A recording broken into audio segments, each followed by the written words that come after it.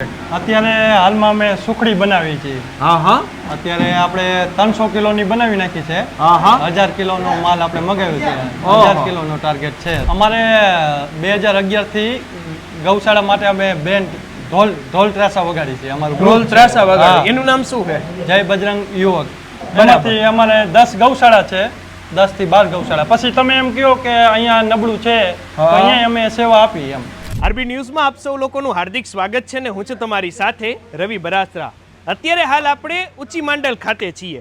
અહીંયા યુવાનોની ટીમ છેલ્લા ઘણા વર્ષો થયા અલગ અલગ પ્રકારની સેવાકીય પ્રવૃત્તિઓ કરે છે અને એ પ્રવૃત્તિઓ પણ એવી કે જેમાંથી બીજાને પ્રેરણા મળે છે અને ઘણી બધી ગાયોને એનો ખાસ લાભ મળે છે. આ યુવાનોમાંથી અમારા નામેરી રવિભાઈ જોડાયા છે. સૌથી પહેલા સ્વાગત છે તમારું અને તમારી આ ટીમનું નામ શું છે? જય બજરંગ ગ્રુપ. જય બજરંગ ગ્રુપ. આ જય બજરંગ ગ્રુપ છે ઈ આજે કયા પ્રકારની સેવા શું કામ ચાલુ છે? અત્યારે હાલમાં અમે સુખડી બનાવી છે. અત્યારે આપણે 300 કિલોની બનાવી નાખી છે. 1000 કિલોનો માલ આપણે મગાવ્યો છે. 1000 કિલોનો ટાર્ગેટ છે. 1000 કિલો સુખડી કોના હાટે? ગાયું માટે. એમ? હા. તેમ નહીં, આ બધી સુખડી બનાવો હો, આ માલ સામાન આ બધો ખર્ચો ઘરેથી પાકીટમાં જ કાઢવાના કેવી રીતે? અમારે 2011 થી ગૌશાળા માટે અમે બેન્ડ ઢોલ ત્રાસા વગાડી છે. અમારું ઢોલ ત્રાસા વગાડી, એનું નામ શું છે? જય બજરંગ યુવક. જય બજરંગ યુવક મંડળ, ઊંચી માંડલ. હા બરાબર. એમાં કેટલા લોકો હોય છે તમારી યારે? અમારી ટીમમાં છે 15 થી 17 જણા. એમાંથી અમારે 10 ગૌશાળા છે, 10 થી 12 ગૌશાળા. પછી તમે એમ કહો કે અહીંયા નબળું છે તો અહીંયા અમે સેવા આપી એમ. આ બાજુ આજે જે આ હુકડીનો કાર્યક્રમ છે, આ શું તપેલામાં શું મૂક્યું છે? એમાં ચાસણી થાય ગોળની. ગોળની? ઓકે, એટલે ખાંડની નહીં એમ ને? ગોળની હુકડી આપણે ગોળવાળા આપડા ગઈઢા બનાવતા નહીં માયલી ઘઉં ધરાવીને. આ ઘઉં એમ? હા, તૈયાર રેડીમેડ માલે નહીં, ઘરના ઘઉં. ઘરના ઘઉં. હા એમ નહીં, આ આટલા બધા જુવાનિયાઓ આ ધંધા કરવાની ઉંમર હોય ને ઓલું બધું હોય, ઘરેથી એમ નથી કહેતા કે આ બધું બંધ કરો તો સારું? હવે એવું તો બધાને તકલીફ તો પડે, પણ ભગવાન કરે ધંધા એવા છે ટાઈમ મળી જાય.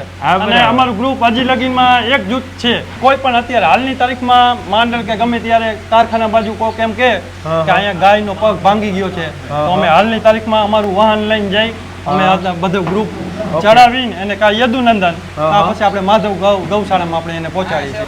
આમાં શું ઉપર ટોપરું બોપરું નાખો? અરે ટોપરા આપણે પ્રસંગમાં હોય ને તેવી. બરાબર, નબળું નહીં કઈ. તો માણા બાણા ખાઈ તો વાંધો નહીં? નહીં અમે ખાઈ છીએ.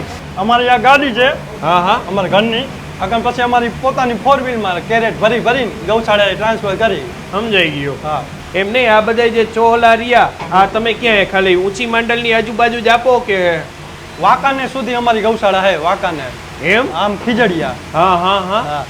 ખીજડીયા, વાંકાનેર, પછી અત્યારે કનેસરા ઠેઠ રાજકોટ ઉપર.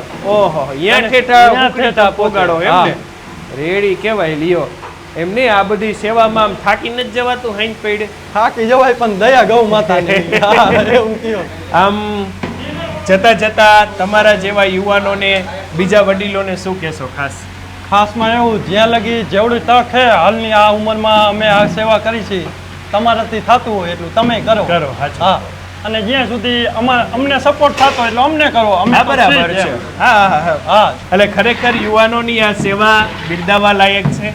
આટલા દહકાથી મને લાગે 10 વર્ષ ઉપર થઈ ગઈ તમારી આ સેવાને. 10 વર્ષથી લગાતાર આ લોકો સેવા કરી રહ્યા છે અને આ સેવાના કારણે ઘણા બધા અબોલ જે ગાયો સેવા જીવ છે એ બધાને પૂરતું પોષણ મળી શકે એ પ્રકારનો પોષકરૂપી આહાર પણ એમના દ્વારા જ પૂરો કરવામાં આવે છે.